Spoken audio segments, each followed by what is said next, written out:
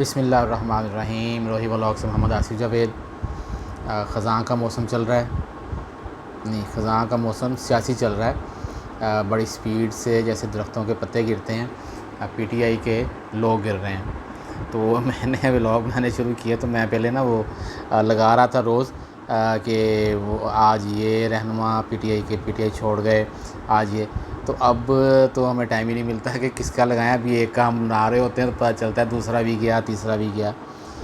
بہت سارے رہنما آج پھر جنہوں نے پریس کانفرنس کی اور پی ٹی آئی چھوڑ گئے۔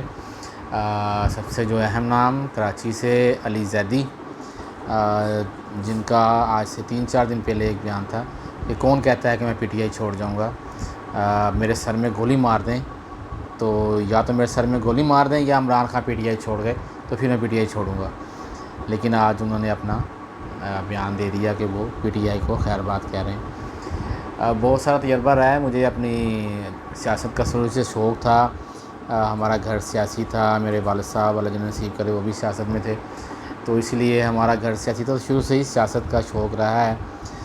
بہت سارے دور دیکھے ہیں، جنرل ضیاء سے میں نے سیاست میں جو آنا دیکھنا شروع کیا ہے، جنرل ضیاء کے دور سے۔ تو اس طرح کے حالات ہم نے نہیں کبھی دیکھے۔ نواز شریف کے اوپر بہت برے ٹائم آئے، بے نظیر پر بھی آئے، لیکن اس طرح کے برے حالات ہم نے آج تک نہیں دیکھے۔ اتنی سپیڈ سے لوگ گئے، ہم نے آج تک نہیں دیکھے۔ نواز شریف کے اوپر جب بہت سارے دفعہ مشکل ٹائم آئے، باہر چلے گئے نواز شریف، یہاں نااہل ہو گئے، پاکستان میں ہی تھے۔ اس کے بعد بہت سارے رہنماؤں کو گرفتار بھی کیا گیا۔ نون لیگ کی اعلیٰ قیادت، جس میں کافی سارے جو مشہور جو ان کے سب تھے، شاہد خاقان عباسی جو پاکستان کے وزیر اعظم بھی رہے، خواجہ صاحب جتنے بھی ہیں، خواجہ سعد رفیق ہیں، خواجہ سلمان رفیق تھے، احسن اقبال تھے، اور سب سے اہم تھا رانا ثناءاللہ۔ ان کے اوپر بھی کافی ساری ظلم جو ہوتے رہے ہیں۔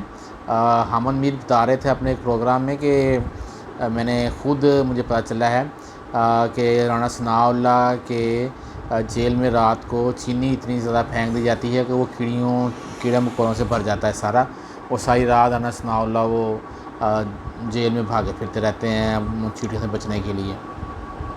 اب پتہ نہیں ان کے ساتھ کیا کچھ کیا ہوگا، لیکن بہت اتنی سپیڈ ہم نے آج تک نہیں دیکھی پارٹی چھوڑنے کی۔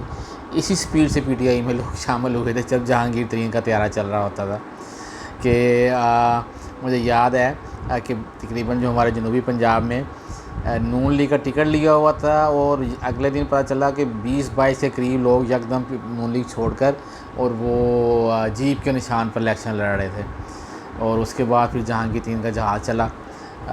جس طرح تیزی سے شامل ہوئے تو اس سے بھی زیادہ تیزی سے نکلنا شروع ہو گئے، اور اب تو میرے خیال میں شاید 100 سے اوپر کراس کر گئے ہیں۔ 100 سے اوپر M N A M P A میں بات کروں، وہ نہیں، M N A M P A جو سے ہیں وہ 100 سے کراس کر گئے ہیں، اور میرا نہیں خیال ہے کہ اگلے ہفتے تک شاید صفائی ہو جائے جو M N A M P A ہیں۔ تو جو پی ٹی آئی کا ورکر ہے وہ ابھی بھی امید سے بیٹھا ہے کہ کیا ہوا، ان کو پکڑ لیا یا وہ چلے گئے، پارٹیاں چھوڑ گئے، ہم تو پی ٹی آئی کو ہی ووٹ دیں گے۔ لیکن یہ بات ذہن میں رکھیں کہ اگر انہوں نے اتنی سپیڈ سے ان لوگوں کو اتار دیا ہے، نکال دیا ہے، پارٹی سے نکل گئے ہیں لوگ، تو کیا وہ لوگ ان کو دوبارہ M N A M P A P T I کے لوگوں کو بننے دیں گے؟ سوال ہی پیدا نہیں ہوتا۔ اور دوسرا میرا خیال ہے کہ تقریباً جو اہم شخصیات تھی پی ٹی آئی کی وہ پی ٹی آئی چھوڑ گئی ہیں، لیکن اب میرے خیال میں اب عمران خان صاحب کی باری دوبارہ آنے والی ہے۔ اس میں یہ سنا ہے، آج میں نے کچھ اینکر جو بتا رہے تھے، تبصرے تھے ان کے، کہ ہو سکتا ہے کہ عمران خان کو ان کے گھر میں ہی نظر بند کر دیا جائے، ان کو ہی سب جیل قرار دے دیا جائے، اور یہ بھی اس طریقے سے رانا ثناءاللہ نے کہا کہ ان کے اوپر فوجی عدالت میں مقدمہ چلے گا، اور یہ بھی ہو سکتا ہے کہ جس طرح کچھ جو پی ٹی آئی کے لوگ پی ٹی آئی چھوڑ کر گئے ہیں، انہوں نے جو الزامات لگائے ہیں عمران خان کے اوپر، تو وہ سلطانی گواہ بن جائے عمران خان کے خلاف۔ عمران خان نااہل بھی ہوں گے، سزا بھی ہو سکتی ہے، یا شاید ڈیل کر کے باہر بھی چلے جائیں، لیکن ان کا فی الحال مستقبل پاکستان میں بالکل تاریک ہو گیا ہے۔ اب کوئی چانس نہیں ہے ان کا سیاست کے اندر، اب اس ٹائم کوئی چانس نہیں ہے۔ آگے کیا کھچڑی پک رہی ہے وہ دیکھتے ہیں۔ جہانگیر ترین نے نئی پارٹی بنانے کا اعلان کر دیا ہے۔ شاہ محمود قریشی بھی پی ٹی آئی پہ آپ سے نہیں بہت دیر سے نظر جمائے بیٹھے ہیں کب عمران خان جائیں گے اور وہ پی ٹی آئی سنبھالیں گے۔ پرویز لائی صاحب بھی ہیں، اہم ہیں، لیکن پرویز لائی صاحب نے بھی اس عمر میں آ کے بہت غلط ڈیسیجن لے کر پی ٹی آئی میں شامل ہوئے۔ اب شجاعت حسین صاحب، ان کی ویلیو پرویز لائی صاحب سے بڑھ گئی ہے۔ اب پرویز لائی صاحب کے بعد تو اب کوئی چانس ہی نہیں رہا کہ نہ تو وہ نون لیگ میں جا سکتے ہیں، نہ اپنی نئی پارٹی ابھی بنا کر وہ فوری طور پر الیکشن میں آ سکتے ہیں۔ اور اب میرا تو خیال ہے کہ جیسے چودھری وجاہت صاحب واپس چلے گئے ہیں شجاعت حسین صاحب کے پاس، تو پرویز لائی صاحب کو بھی کوڑا گھونڈ کر کے واپس شجاعت حسین صاحب کے پاس ہی چلے جانا چاہیے اپنی پرانی کاف لیگ کے اندر۔ لیکن جو میں سب سے اہم جو میرے ذہن میں بات ہے کہ آنے والے دن عمران خان صاحب کے لیے اور بھی زیادہ مشکل ہیں، اور عمران خان صاحب کی گرفتاری عین ممکن ہے کہ 1 4 5 7 دن میں ہو جائے۔ اور اس کے بعد عمران خان صاحب جن کو صرف میں تو شروع سے کہتا تھا کہ وہ صرف اپنی انا ہے ان کی، اپنا، اس کے اپنے کے علاوہ ان کے پاس کوئی دوسرا نہیں ہے۔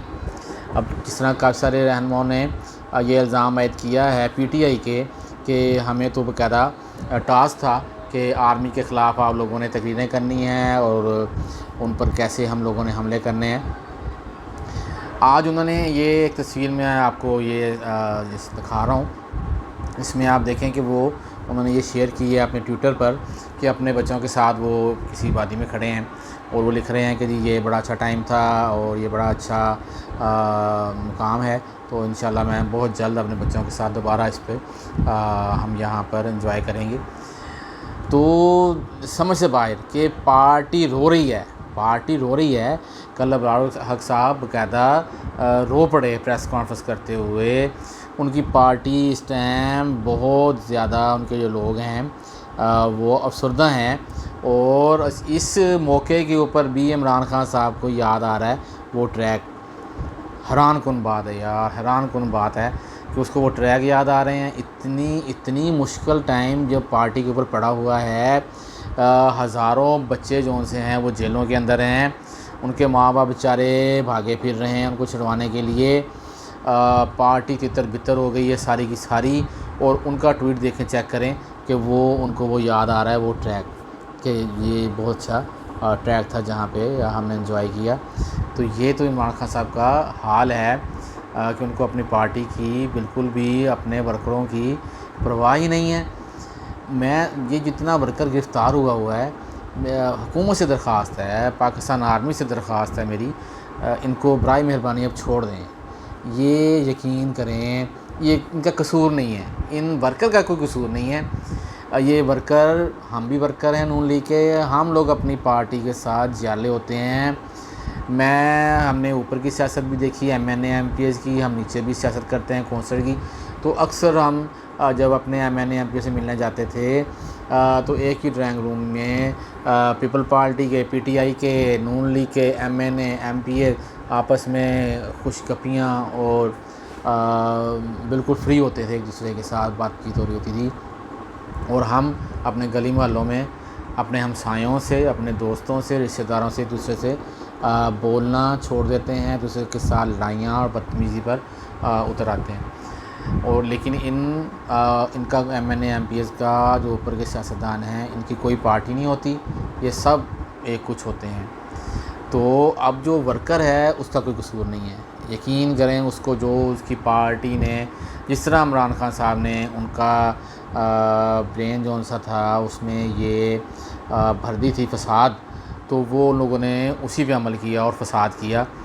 تو میری درخواست ہے پاکستان آرمی اور جو ہمارے ادارے، عدالتیں اور جو پاکستانی گورنمنٹ ہے ان سے کہ ان ورکروں کا کوئی قصور نہیں، ان کو رہا ہونا چاہیے۔ یہ بیچارے تو پس گئے، اب دیکھیں ان کو پوچھ ہی نہیں رہا، اب ان کے پیچھے کون ہیں؟ ان کے ماں باپ بیچارے بھاگے پھر رہے ہیں، وہ جیلوں میں سڑ رہے ہیں، رل رہے ہیں، وہ ان کی ضمانت ہے، لیکن یہ ورکر کا کوئی قصور نہیں ہوتا، ورکر اپنے لیڈر کے پیچھے ہوتا ہے، جو لیڈر نے کہا اس کے پیچھے وہ چلتا ہے۔ تو ان ورکروں کو جو ہے وہ ریلیف ملنا چاہیے۔ باقی آگے کافی سارے جو باہر جانے کی کوشش میں تھے سیاستدان، وہ آپ نے دیکھا کہ وہ لسٹ میں نام ڈال دیا گیا ہے، وہ باہر نہیں جا سکتے، پاسپورٹ بھی ان کے جو کینسل کر دیے گئے ہیں۔ لیکن ابھی بھی کچھ لوگ ایسے ہیں جو بہت زیادہ فضولیات بولنے میں تھے، لیکن وہ ابھی تک گرفتار نہیں ہوئے، جس میں ابھی تک میں شیخ رشید صاحب سے حیران ہوں، ان کا کوئی پتہ نہیں چل رہا کہ وہ کس کے بندے ہیں وہ عمران خان کے بندے تھے یا دوسری طرف کے بندے ہیں، لیکن وہ ابھی تک نہ تو پکڑے گئے ہیں اور نہ وہ نظر آ رہے ہیں ابھی کوئی سیاست میں ان کا کوئی کردار نظر آ رہا ہے۔ دوسری بات ان کی تو پارٹی، وہ تو کہتے ہیں میری عوامی مسلم لیگ ہے، تو وہ خود ہی پارٹی کے سربراہ ہیں، خود ہی ایک ایم این اے ہیں، نہ تو وہ پارٹی توڑی جا سکتی ہے، نہ اس میں شیخ رشید صاحب کو مینیج کیا جا سکتا ہے، تو اس لیے کہ پارٹی ایک ہی بندہ اور ایک ہی پارٹی ہے ان کی۔ باقی اگلے چند دنوں میں اور بھی کافی ساری چیزیں واضح ہو جائیں گی۔ عدالت میں آج جو کیس تھا آڈیو لیکس کا، اس میں بھی آج قاضی فائز صاحب نے اس کیس کو پہلے تو سنا، لگ رہا تھا کہ شاید کوئی سخت ڈیسیجن آئے گا، لیکن انہوں نے بڑے اچھے رماز دیے۔ سب سے جو اہم بات اس میں یہی تھی، جو کل بھی اٹارنی جنرل نے چیف جسٹس صاحب سے مکالمہ کیا، اس میں انہوں نے کہا کہ جی آپ کو اس بینچ سے علیحدہ ہو جانا چاہیے، کہ آپ کی ہی تو آڈیو لیک کا مسئلہ ہے جس کی انکوائری ہو رہی ہے، آپ کی ساس جو سی ہیں ان کی آڈیو لیک ہوئی ہے، اس کے اوپر تو ہو رہی ہے، اور آپ ہی اس بینچ کا خود ہی بنا کے خود ہی اس کا آپ نے فیصلہ کر دیا۔ وہی آج قاضی فائز صاحب نے کہا کہ کسی کو نہ بلایا، نہ کسی سے پوچھا، خود ہی منصف، خود ہی سب کچھ بن کے اور اس کا فیصلہ کر دیا کہ جی یہ ابھی فی الحال اس انکوائری کو روک دیا جائے۔ لیکن یہ دیکھیں کتنی حیران کن بات ہے کہ جب آپ خود اس کے اوپر ہیں تو اخلاقی طور پہ آپ کو چاہیے تھا کہ آپ پیچھے ہٹ جاتے، کہتے ہیں ٹھیک ہے اس کی انکوائری کراؤ۔ اب وہ کہتے ہیں جی کہ پرائیویسی ہے، پرائیویسی لیک ہو گئی، پرائیویسی کا تو ہم اس کے اوپر کوئی کیس نہیں بنتا۔ تو وہ اس پہ قاضی فائز صاحب نے یہی کہا کہ میں اگر کسی سے پیسے لیتا ہوا بات کرتا ہوں کہ جج جون سا ہے، وہ اس کی آڈیو لیک آ جائے کہ وہ کسی سے کہہ رہا ہے کہ جی مجھے اتنے لاکھ اتنے مجھے دے دیں پیسے ہو، میں آپ کا فیصلہ کر دیتا ہوں، تو کیا اس کو پھر ہم اس آڈیو کو کہیں گے یہ تو ان کی پرائیویسی ہے نا، ہم تو اس میں دخل نہیں کر سکتے۔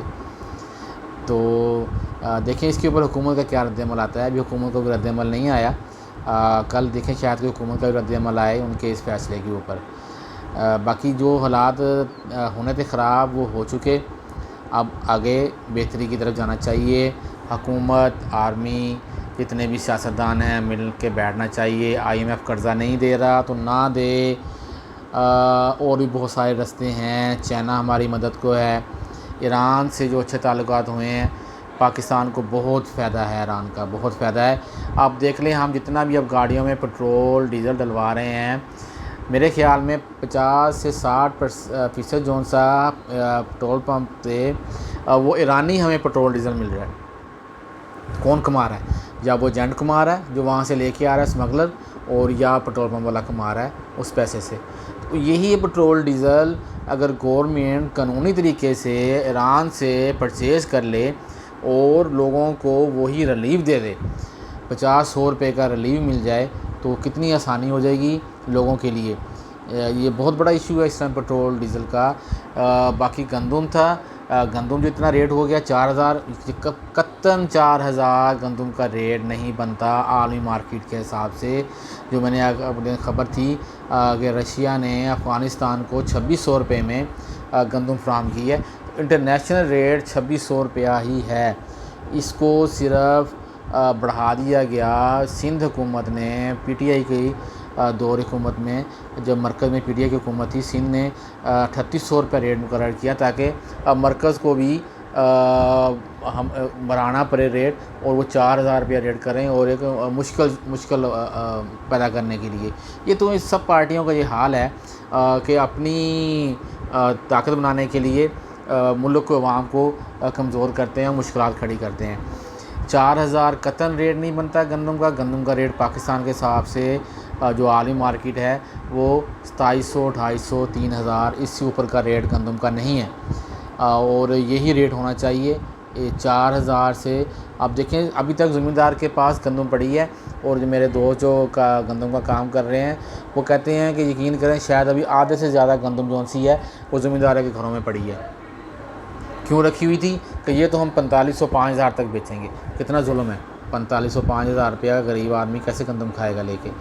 تو اس کے اوپر بھی سوچنا چاہیے۔ اور یہ اگر افغانستان کو گندم مل گئی ہے، افغانستان اسمگلنگ نہ ہو گندم، تو یقین کریں یہی گندم جو سی ہے یہ 3000 میں بھی آپ سے کوئی لینے کو تیار نہیں ہوگا زمیندار سے۔ تو جو گندم پڑی ہے اس کو بیچ لیں جتنے کی بک رہی ہے۔ یہ تو اگر افغانستان رشیا سے گندم مستقل لیتا ہے تو اس کا نقصان جو ہے وہ فائدہ جو ہے وہ پاکستان کو ہوگا کہ گندم جو سی ہے وہ یکدم ریٹ جو سا ہے وہ نیچے آ جائے گا۔ اور ایران کے ساتھ جو ہماری سرحد کھلے گی اس سے بہت زیادہ فائدے ہیں۔ گھی جو سا ہے وہ دیکھیں ایران میں بہت سستا ہے، بہت ساری اشیاء جو سی ایران میں بہت سستی ہیں۔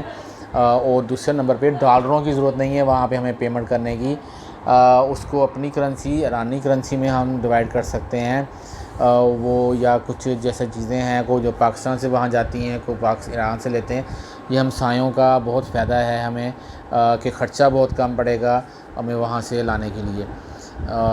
جو حکومت ہے وہ دیکھیں الیکشن کب ہوتے ہیں، اگر یہی اس طرح کی حکومت چلانی ہے چلائیں، ٹائم لیں، عوام کو ریلیف ملنا چاہیے۔ ہمیں نہیں غرض نواز شریف وزیر اعظم بنے، عمران خان وزیر اعظم بنے، بلاول بنے، جہانگیر ترین بنے، پرویز الہی بنے، یا کوئی باہر سے امپورٹ کیا جائے، ہمیں عوام کو اب کچھ غرض نہیں۔ ہمیں غرض صرف ایک چیز سے ہے کہ عوام کو ریلیف ملے، عوام خوشحال ہو۔ عوام بہت اس ٹائم پسی ہوئی ہے مہنگائی کے اندر۔ اللہ تعالیٰ آپ کا اور میرا حامی و ناصر ہو۔ اگلے ولاگ میں انشاءاللہ پھر ملاقات ہوگی۔ والسلام۔